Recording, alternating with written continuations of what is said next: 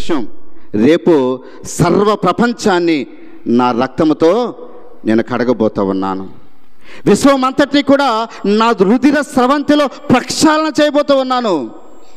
అది ఆయన మనసులో ఉన్నటువంటి ఒక గొప్ప విలువైనటువంటి రక్షణ కార్యము. ప్రియమైనటువంటి దేవుని బిడ్డలారా, ఒకరి పాదాలు ఒకరు కడగాలి, ఒకరిని ఒకరు ప్రేమించాలి. ఇది కదా ప్రభు అయినటువంటి యేసుక్రీస్తు వారు మనకు అందించినటువంటి ఆ గొప్ప సిలువ నాయకత్వంలో తగ్గింపు జీవితాన్ని మనం కలిగి ఉండాలి. ఎప్పుడైతే మన తగ్గింపు జీవితాన్ని మనం కలిగి ఉంటూ ఉంటామో, ఈరోజు నాయకత్వంలో చూస్తూ ఉన్న సంఘాల్లో సమస్యలు, ఇబ్బందులు రావటానికి కారణం ఈగో. అందరము దేవుని బిడ్డలమే. అనేక సంవత్సరాలుగా ఈ నియమ గురువారం ఆజ్ఞను జ్ఞాపకం చేసుకుంటూ ముందుకు వెళుతున్నటువంటి వారమే. నేను గొప్ప, అందులో నేనే మాత్రం కొద్దిగానే కదా తక్కువ.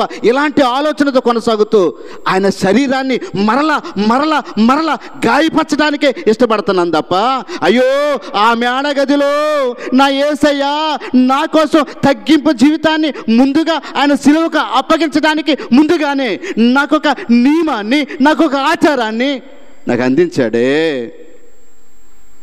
నేను ఎక్కడ ఆచరించగలుగుతున్నాను, నేను ఎక్కడ కొనసాగించగలుగుతున్నాను అని ఏనాడైనా మనము ఆలోచన చేయగలిగామా?